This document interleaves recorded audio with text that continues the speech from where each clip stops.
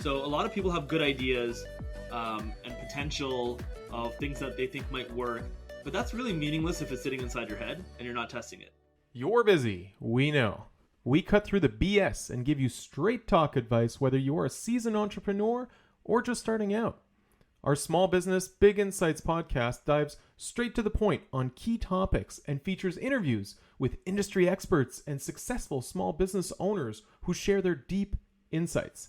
Tune in each month to gain new ideas and inspiration for your own small business. Welcome to the Small Business Big Insights podcast. So excited to share this episode today with some big insights from our very special guest, Riaz Sidi, who helps us better understand some unique marketing tactics and some strategic ideas for your marketing in your small business. I invite you right now to follow the podcast or you'll miss out on some upcoming episodes. Also, give us a review on your podcast platform to help us spread the message. Help us know how we're doing. So let's get started with Riaz. Where do I start with Riaz?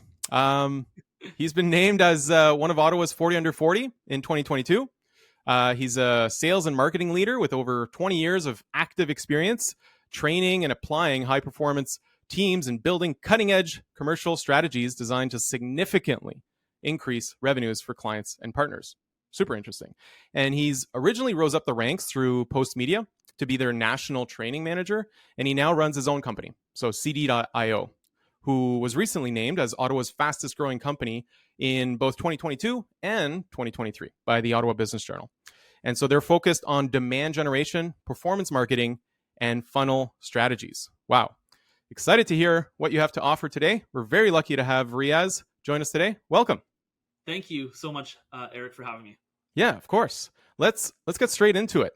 Tough questions first. What are currently some underappreciated tactics that a lot of small business owners tend to overlook? Good question. So I would say from a business perspective, some of the tactics that are typically overlooked are the fundamentals. So I think when we start a business, we get excited about the big dream and the big vision. Right. And although those things are very important, I think it's also important to get the fundamentals right. So when we meet potential clients, or if I meet business owners in the community who are asking me about, some of the things that they should be focusing on, I would say make sure you have a rock solid product or service, right? Have a good sales process. Have a great sales process. Have expertise and experience in your industry. There are so many people who have a genuine, authentic approach to what they're doing, but they're not looking themselves in the mirror and being honest about how qualified they are to be able to provide a product or service to a specific person or business, right? Yeah. And so many times I meet entrepreneurs who lack in these areas. A good marketing campaign can't help a bad business. Say that again. A good marketing campaign can't help a bad business. And the analogy I like to use often is think about like a fire, right? Or a flame, right? As a demand generation performance marketing company, our goal when our clients bring us in is to pour fuel on the fire, right? If you don't have a spark, you're just going to be pouring gas on the ground, right? So we can advise and we can share best practices or things that we've seen. And it's always our goal to try not to take on clients who we don't think we can be successful for, right? So I think getting the fundamentals right is great. In terms of like tactics that business owners overlook from like a revenue generation, sales and marketing perspective, I would say, brand continuity is an important one. Okay. Getting your name out there, like going out and shaking hands at events, like you and I both run remote distributed companies, but we also get out to events and we shake hands and we meet people. And I think that it's important to sell to consumers or decision makers in the way that they want to buy, right? And that's not always the way that you buy, right? So having a respect for how people engage and consume is going to help open up new pathways and opportunities for you as a business owner. Yeah. And I guess like just shaking hands and going to events, it's hard to quantify, I guess, that impact, but it's still something that's important. And I guess what you were saying too, of just having fundamentals that are good, like a good product or service, I guess that's a big step, because I mean, for you, it makes your life way harder if someone's trying to sell something that's just like a stupid product, or just something that doesn't make any sense, or that's Yeah, not really good. It makes your life way harder when you're trying to market something that's like nonsense, right?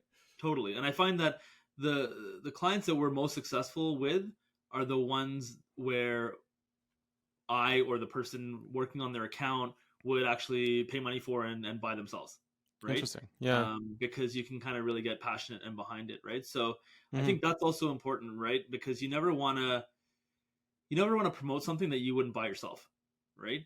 That doesn't mean that we're the target demographic for every single client that we Yeah. have, right? But I think it's important to understand the reason why someone would purchase their product or service, Yeah. right? Yeah. And to get behind it and really be passionate about it. So, so what would you say is the biggest mistakes that these small business owners are doing when they're trying to do some form of marketing or advertising for their business? So I would say a couple things. One would be not taking action at all, Okay. right? So a lot of people have good ideas and potential of things that they think might work, but that's really meaningless if it's sitting inside your head and you're not testing Hmm. it, right? Right. So and in that same vein, I wouldn't go grandiose either. I would try small things and see what works and what doesn't work, and scale up the things that work, right? So there's so many tactics out there these days on what you can do and what you can't do, and for different businesses, different things are going to work or not work, right? Hmm. But I think having too much confidence in one tactic is another big mistake that I see business Right. owners make, right? Putting This all is your eggs in one strategy or tactic and then yeah, hoping it and works. Yeah. exactly. And I think with our clients, we try and go broad with a variety of different audiences, with a variety of different tactics, platforms, and then we narrow in over time as we test things, right? So Interesting. Yeah. that might take a little bit longer to figure out what works, Mm. but we're playing the long game. We don't want to try and you know hit a single right, and try and get on base once, and that's like a short term strategy, right? So Yeah. I think anyone can do that. I think it's like sustained long term growth is a bit tougher, and I think the final thing I'll say is kind of putting all your eggs in one basket, yes, but also staying in that basket for too long, right? Okay. So things change, Hmm. right? Times change, marketing channels change, platforms get saturated. Everyone figures out kind of what works, and then they all go there, and then it's not a blue ocean anymore. It's not like green Right. pastures anymore, right? So staying in one thing for too long and not really evolving is a big mistake I also see as well. So it's better to learn early, fail Mm. fast, as they say. Mm. um, and I think the final thing I'll say is that I think everyone's a bit too shy about putting themselves out there, right? I'm an average guy with an average business, average family. Like I like to think the people around me think I'm special, right? But it's like, right? But I'm just a normal guy, and yeah, I put up videos on LinkedIn. I'm sure you see social posts and stuff like that Yeah, for sure. out there, and I think people often will kind of question whether they should do it and just instead of just hitting submit and seeing what happens, right? Right. The world's not going to fall apart. Worst case, someone's just going to scroll past it and forget it ever happened. Right? Yeah, no, for sure. I think people get the fear that, the internet is forever, and, whatever they do is going to be held against them forever, and so that's too much of a fear. Yeah. That's fair. And on the flip side, they need to realize maybe they're not that important. You know what I mean? Like That's probably true. Yeah. we all think that we're like the most important person in the world, right? Yeah, yeah.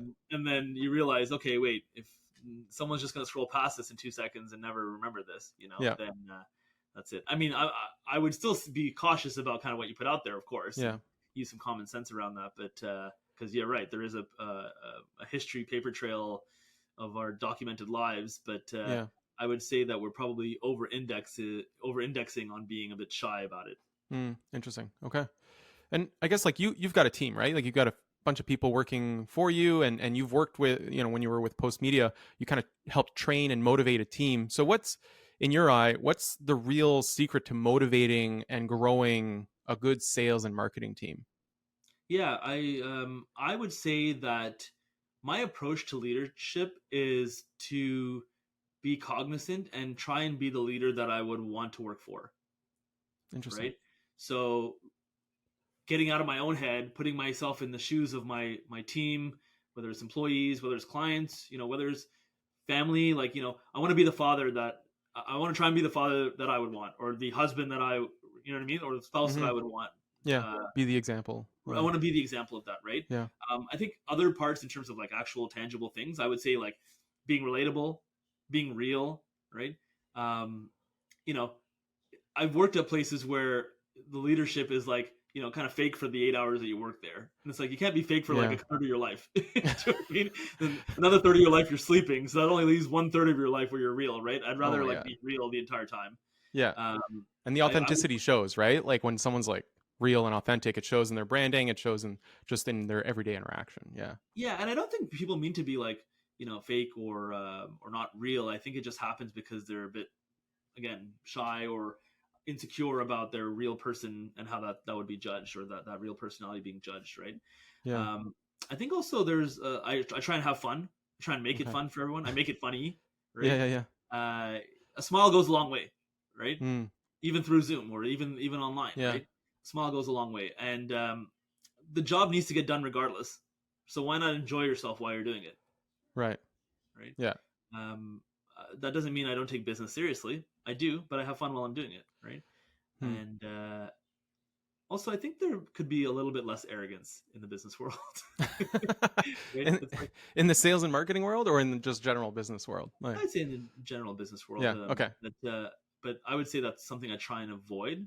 Yeah. We slip at times, of course. We all slip at times, but these are some of the things that I try and focus on, and instilling and maintaining on our core values, right? So we have core values in our company: accountable, results driven, team player, proud of our work, right?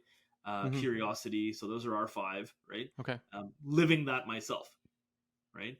So it's not just corporate jargon stuck on the wall. It's living and breathing that every day. Right. And I guess like specific to your industry, in sales and marketing, like what do you find is the biggest issue in the industry right now? I would say a lot of false promises. Okay. Right. Being sold on something and then not delivering, kind of thing. Yeah, and it's like, there's a difference between genuinely selling something and believing you can accomplish it and then it not working out versus artificially inflating the outcome just to get the sale, right? Like those are 2 different things, right? And so like, I'm not saying that we're 100% successful 100% of the time, right? Like we're I would say any company would be lying if they said that, not just a sales or marketing company, right? But I think that because we have a track record of winning, we stay humble and we put our best foot forward. We're always trying to learn from mistakes or opportunities. There's wins and learns, right?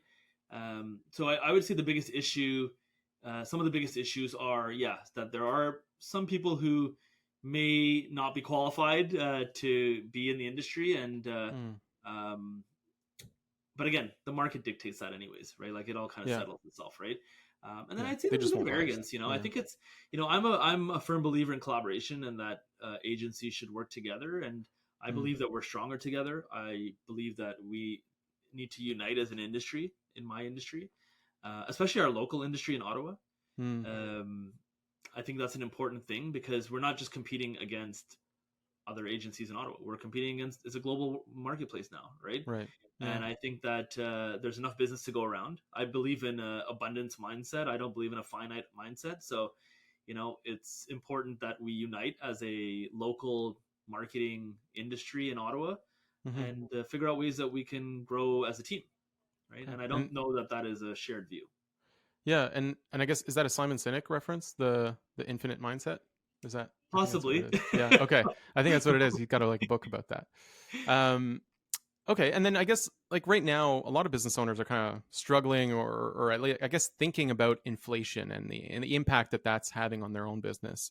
What have you seen as like an impact in your own industry? Have are your, I guess, like clients' fees going up, or like their revenue going up because of that? Are they having tight margins? Does it kind of make it harder for you to sell because prices are just higher? Or what are you kind of seeing as it relates to inflation? This episode of Small Business Big Insights is brought to you by Zenbooks. Zenbooks is a reimagined, full-service online accounting experience. I work at Zenbooks, and we bring a fresh, unique, and modern approach to a very old-fashioned industry. We've been working remotely well before it was cool. And we're a team of advisors, accountants, and payroll professionals that provide ongoing, impactful insights to small business owners and key decision makers. That means that we get into the nitty-gritty of weekly calls with ongoing reporting, bookkeeping, payroll, tax filings, and tax planning. Even if you already have an accountant or a bookkeeper, or you have some accounting staff on your team, you should talk to Zenbooks about the tools and expertise that they have to offer. Check out Zenbooks at Zenbooks.ca. Now let's get back to the episode. Yeah, like I think we've seen clients face challenging circumstances due to inflation. We have tried our best to maintain our rates and to keep the client experience strong because we want to be part of the solution, not part of the problem, right? And, we have invested in tools to make the experience world-class. So our strategy is instead of increasing costs to our clients, reducing costs internally by investing in things like AI, in automation, keeping headcount low, the same.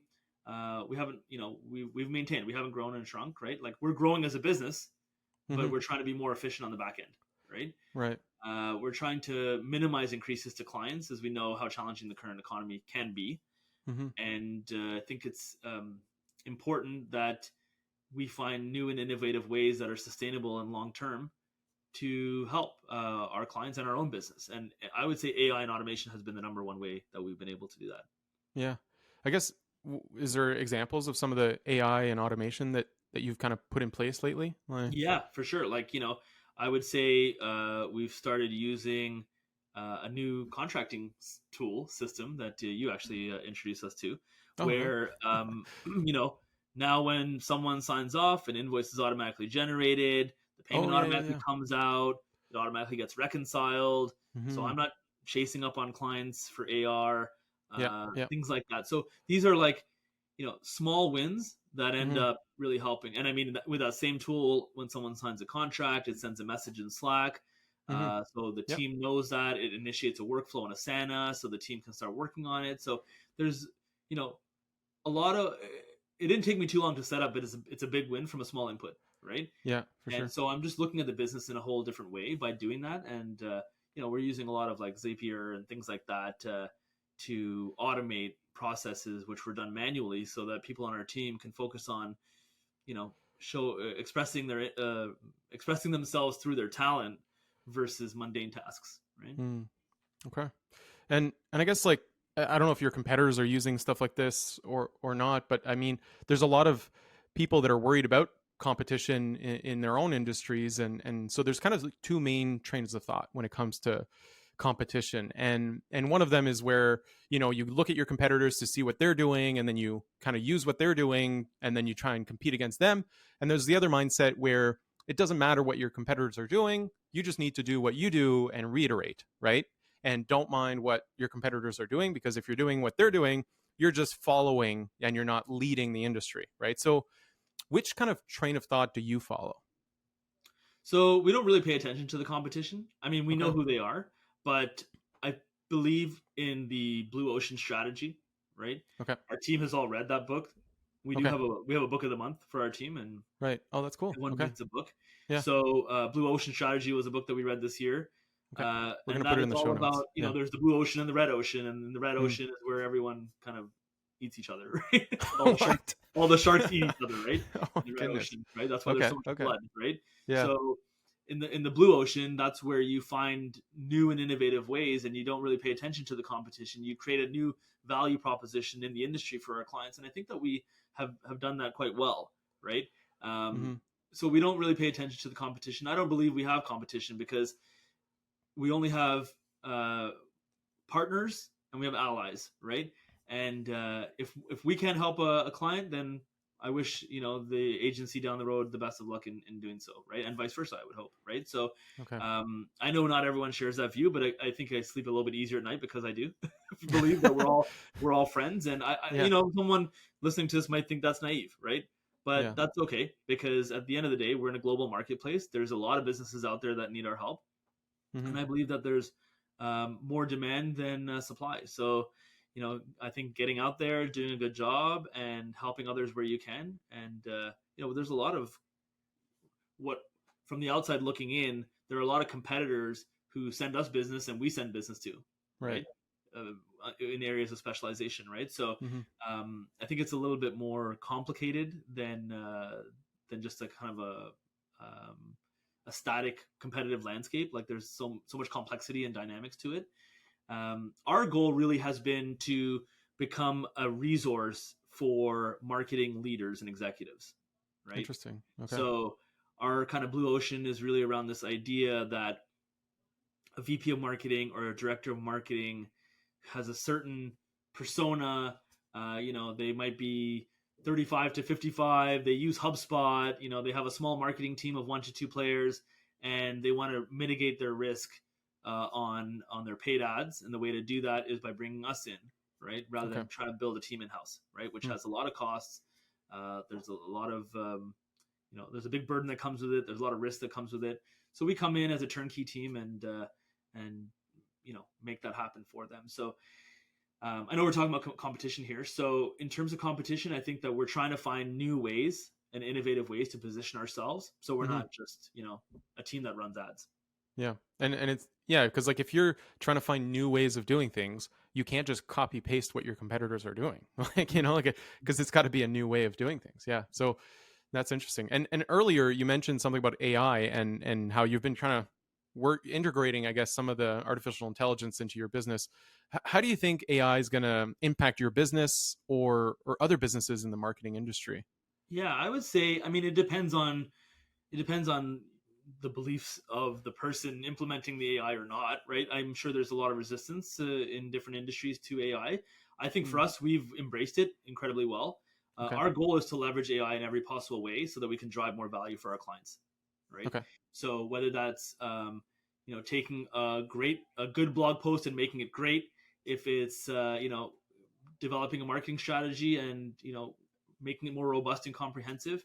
Mm. Um, I think we're really focused right now on prompting strategy in different AI systems. We are testing out graphic design AI systems. We have sales AI tools that we use now as well that do a really good job of capturing buying intent and things like that. There are marketing AI tools. So basically, my approach to AI is Hmm. looking at the different functional areas of the business and determining what can be automated and what research can we do into AI tools to improve processes and systems to Okay. get a better outcome for clients.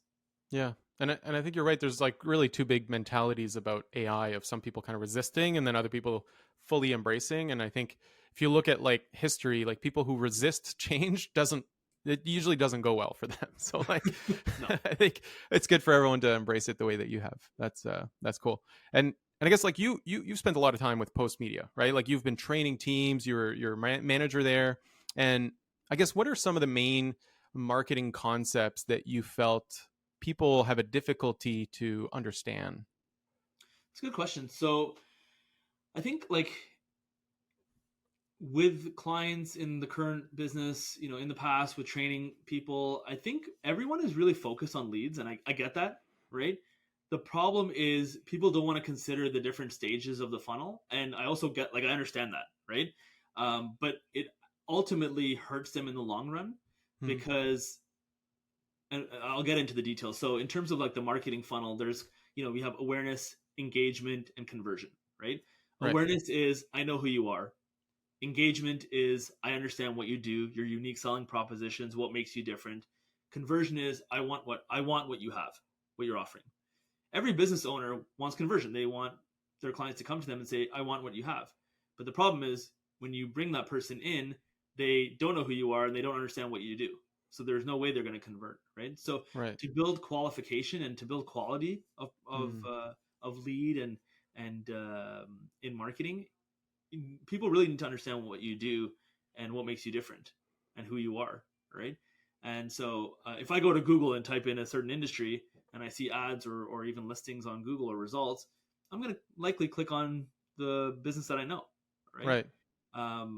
But you wouldn't consider that at the conversion phase. You would just be like, oh, we got a lead, so we must do more of that, right? Right. Yeah. So yeah, so no one will really want what you have if they don't know who you are or understand what makes you different. So, and that doesn't necessarily, it doesn't need to be all digital either, right? Like, it could be, awareness could happen when you go to an event or sponsor an event.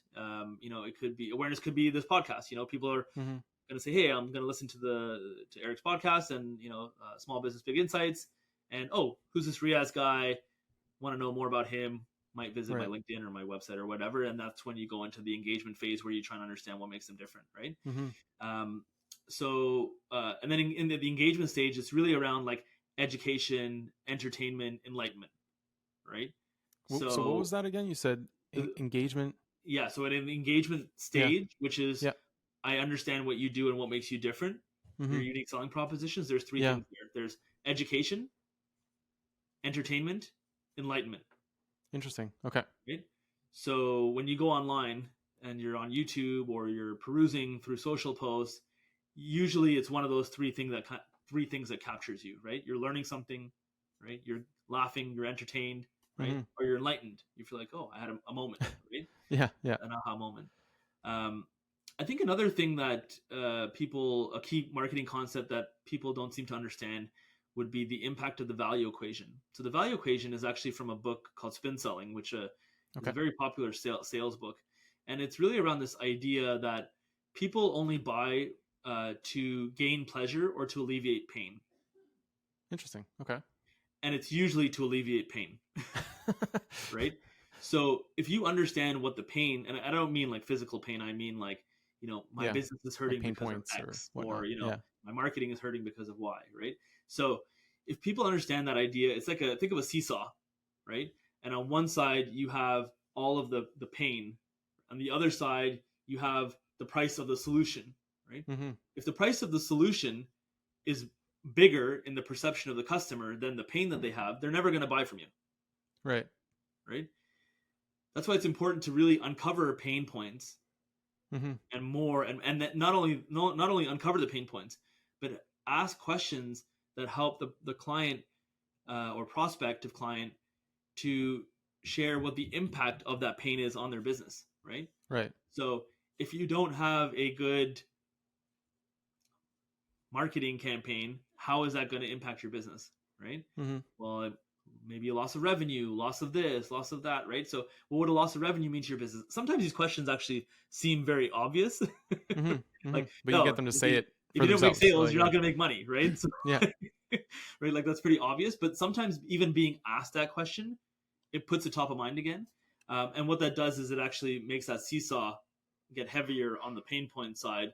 So you can actually, it justifies the cost of the solution, right? So I think that's one thing that's a concept that I believe is not talked about really a lot, and can add a lot of value to people who research into it, and it helps with their pricing strategy significantly.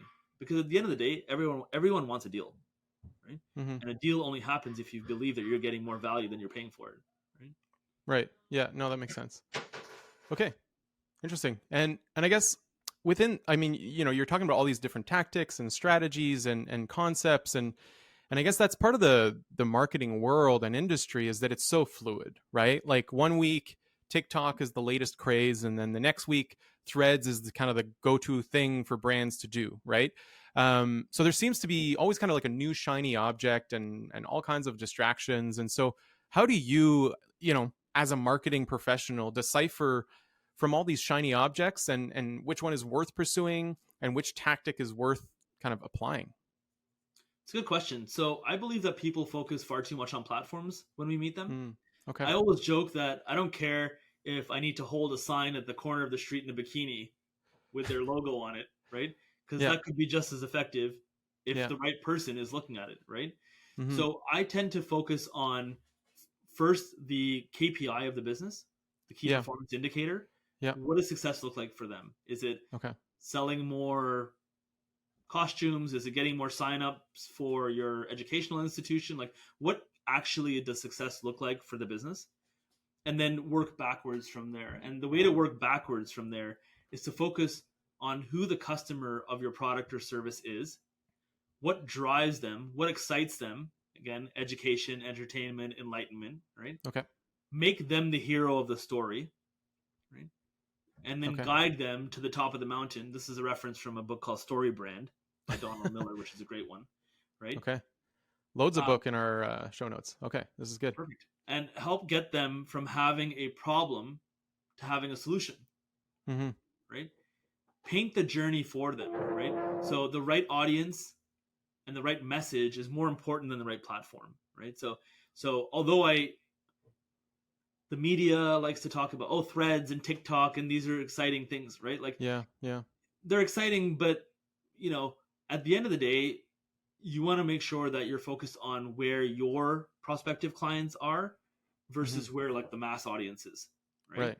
And also, I think another part of that is like targeting capabilities. Like the reason that Facebook and Instagram ads still work, and the reason that Google ads still work, and that LinkedIn ads are getting better is because their algorithms are getting better, and their targeting capabilities are getting better, and they're getting smarter. They're more mature algorithms, right? So, and I think people also understand how advertising is displayed there, right? So you can't take an ad from Facebook and just plug it into TikTok, right? Because the mindset when someone's on TikTok is very different than someone on LinkedIn or Google or Facebook, right? So I would say the best, and I guess the final thing I'll say on this part is that the best platforms today may not be the best ones tomorrow. They may not even exist tomorrow, right? So I think also having that humility to know that we're going to find results, the platforms will evolve, the tactics will change, and it's up to us to stay educated and be always testing on new ways to get results for our clients. And we've even sunset certain platforms, right? Because we're like, it doesn't work anymore. And a year ago, it was every one of our clients had it a year ago, and now none of them do because we proactively stopped that, right? Yeah, it's interesting. Yeah, you're essentially saying that as long as you know your messaging and your key demographic and target client, it doesn't matter what platform you use. It doesn't matter what the tactic is right now. Like it's kind of like just focus on that, and then that can like the actual tactics can change over time, but you'll feel some level of security knowing what your messaging is, what you want to do, what you want to sell, how you're going to sell it. Like there's that's a much more, I guess, important part of a marketing campaign than the actual, in the news kind of threads or TikTok or whatever, Yeah, interesting. I think also like the goal should be to build the data within your own ecosystem that's owned and operated by you. Not reliant on some Facebook page or, If Facebook blows up tomorrow and all your data is on Facebook, that doesn't really help you too much, right? Yeah. So what you want to do is focus on, driving people to your website, building your email list, building your audience, so that as you grow and move over, you can take that with them, right? You can take that list with you, right? And I think that's also a big kind of mistake that I see people make, which is they rely on the tactics or the shiny object versus making their own brand the shiny object, right? Okay. Yeah, and I mean, for you, like you're running a business that's distributed, right? Like you've got people that are not just in one kind of city. So as it relates to that, what have you found has helped you manage your employee culture in working remotely? Do you have kind of like messaging, or I guess you've talked about your values, and so like what have you felt has worked well in managing your team remotely? Yeah, good question. I would say that like we hire people that have a certain level of accountability, right? Because it's not going to work unless people hold themselves accountable, right? Systems, processes that are in place that are kind of codependent on each other working. Communication is very important. Communication is probably the most important thing, right? Because if we're not constantly in touch, if you're sitting at a computer by yourself and you're not actually engaging with other people, it won't work. I don't believe it'll work, right? The reason it's worked for us is because people feel like there's lots of touch points, there's shared systems, there's a bit of a water cooler culture where people can just jump on a call whenever they want with another person. Yeah. There's several meetings throughout the week where members of the team are on it, members of different teams the wider team, and then members of different teams are on it. So you don't feel like you're working alone because you're not. And I'd say the other part is that, people turn their camera on. That's kind of like an unwritten rule, right? Where it's like, put your camera on. Because if I was sitting in front of you in an office, I wouldn't be staring at you with a bag over your head, right? So it's like even things like eating my lunch. I'll eat my lunch with the camera on because it's like if I was sitting with you, I would do that. And I think trying to replicate the offline online, right? Because you mentioned about like fluidity before, right? Like there needs to be a synergy or a fluidity between the offline and the online, right? So I don't think that there should be like new rules of engagement for the online. I just think we should do our best to replicate or mimic the offline rules. Okay. And I guess we talked a little bit about kind of the marketing industry and whatnot, but I kind of want to talk about you here. So when it comes to you, I mean, you've been working in sales for a while, and I mean, in sales and marketing, there's a lot of expectations and goals that people set for themselves, and it must be really a big emotional roller coaster with all of these goals and always trying to get to that next stage. So what have you felt has been a good way to manage your stress and your ups and downs and successes and failures? It's a good question. I think managing my own expectations is very important. Anticipating everything is also important because, as you know, as a business owner, you could be hit with a surprise. I could be hit with a surprise right after this recording, right? Right? Or I could be hit with a windfall right after this call, right? So I think going into any scenario, knowing that it's not binary, it can go in any one of many ways, right?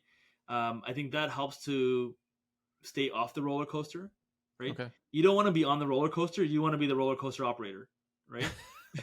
That's good. I like it. Yeah. So get off the roller coaster. In terms of successes and failures, I think like don't celebrate the wins for too long and don't be sad about the failures for too long because this doesn't apply for every business, but we're not saving lives, right? Yeah. It's not like if I don't do this thing, someone's gonna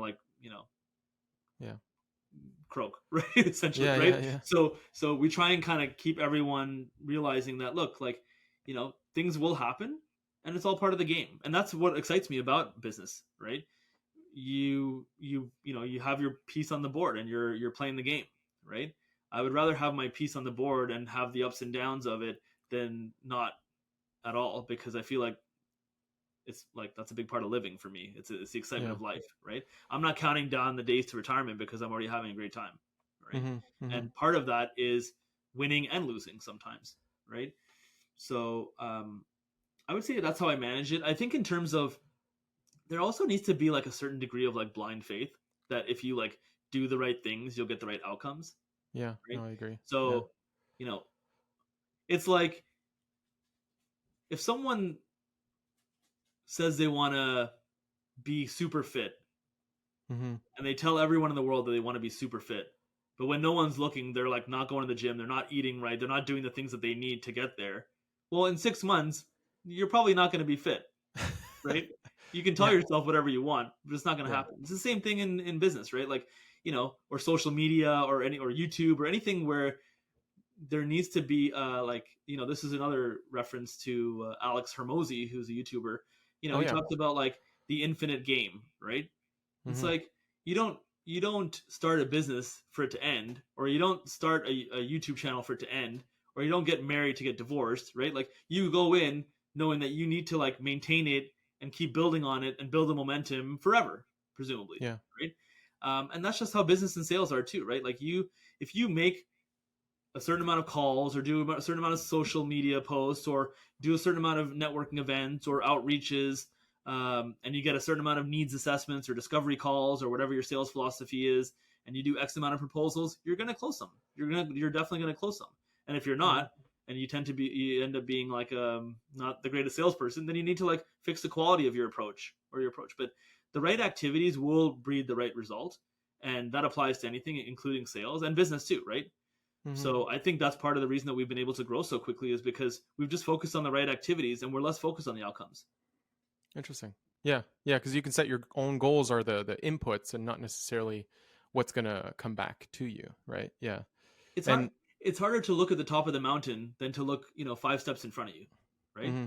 So just Mm-hmm. focus on the next 5 steps. Yeah.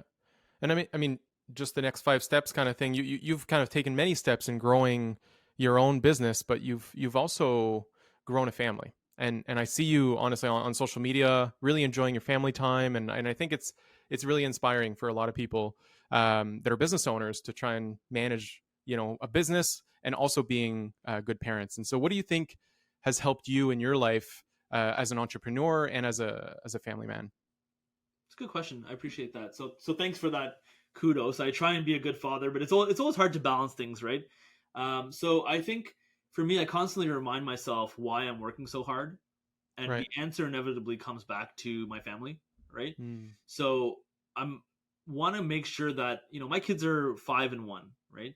Okay. They're not going to be young forever, so I don't want to look back at this time and be like, oh, I was, you know, so caught up in the business that I didn't spend time with them, right? Mm-hmm. So if that means I have to sleep a little bit less or watch a little bit less TV, primetime TV, right? I Yeah. would rather do that than trust me, I'll have a lot of time to watch TV when I'm old, right? So, I try and lead by example. I try not to take shortcuts, right? I try and be, as I mentioned earlier, the boss, father, peer that I would want to have. Mm-hmm. And I believe that this empathetic approach has served me well, right? Mm-hmm. And so, in terms of how to manage it all, because I do kind of get this question a lot. Hey, how are you managing it all? I think it's just caring enough to make it happen, and not taking any one of them too seriously, right? Like, I don't need to be the greatest business owner that ever lived. I don't need to be the greatest father that ever lived, right? Right. Yeah. Yeah. And I'm not suggesting that we should strive for mediocrity, right? Mm-hmm. But I'm saying that if you want it all, you can have it all, and you can be pretty good at all of them, And at the end of the day, it's my life, and I get out of it Yeah. what I put into it, right? So I think you put a great effort into it, and you'll get a great output out of it, right? Interesting. Okay. And then I guess for Riaz here, like what's next for you? What's your next big challenge that you're working towards? So I think like we're 7 years in business. Mm-hmm. We won a few awards as you highlighted earlier. Mm-hmm. And I think it's you know I want to keep the honeymoon alive, right? And I want to make sure that it's we're not yesterday's news, right? Right. So I think there's always you know a reinvention of yourself. There's always like more new content angles that you can put out there.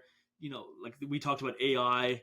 So I'm going Yeah. to be putting together a presentation on like AI and automation and how you can apply it to your business and marketing, right? So coming up with new theories, new angles, new approaches, new outfits, like keeping it fresh, right? I think that's kind of what's next for me, because Yeah. it's very easy to get stale.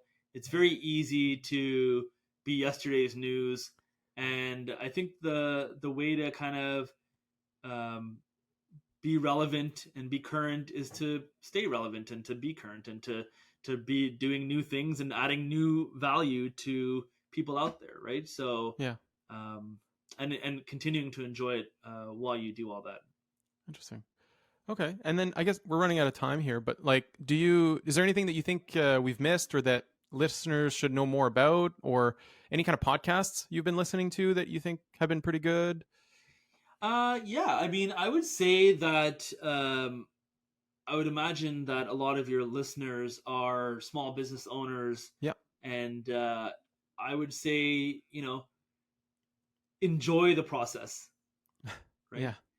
Don't be so focused on the destination, because the destination doesn't come.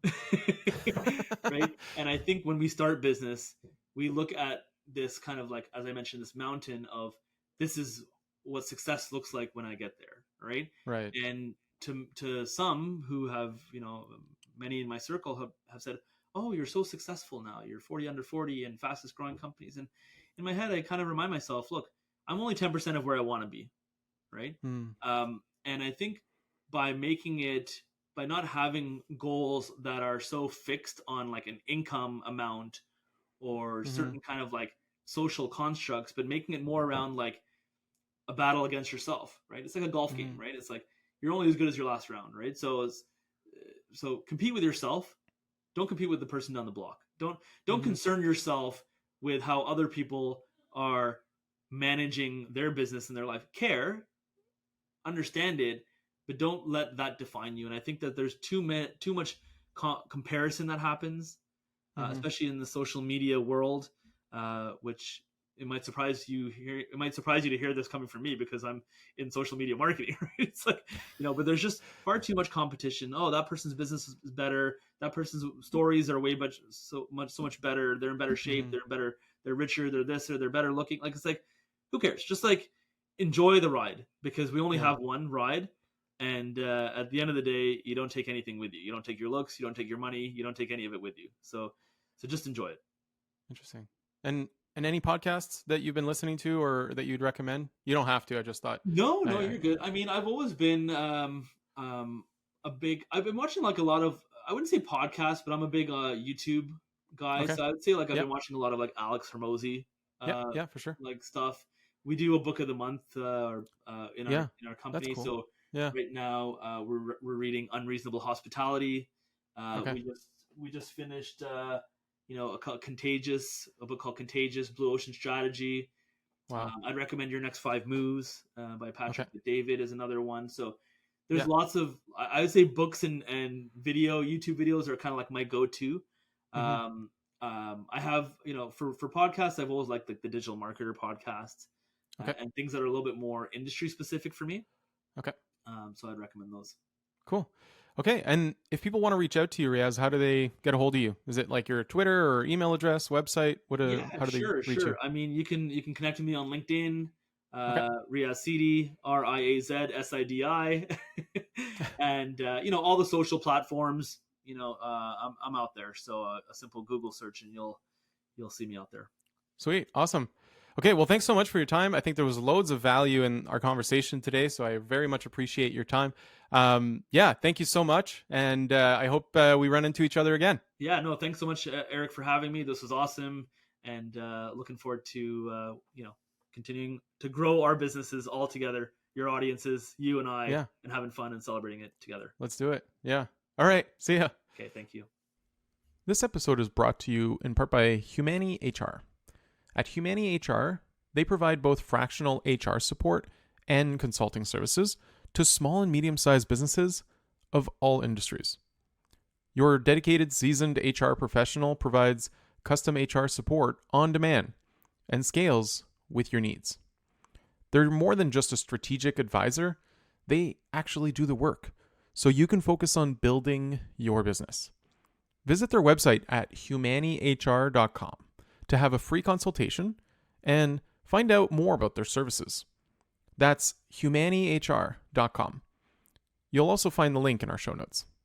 Oh, on the next episode, we have Colleen Kelly, who's a leader in mergers and acquisitions, to help us better understand some of the opportunities possible in the world of acquisitions, which can help your business grow. Follow now on your podcast provider of choice to get notified of that episode and more. Don't forget to rate and review this episode. Thanks.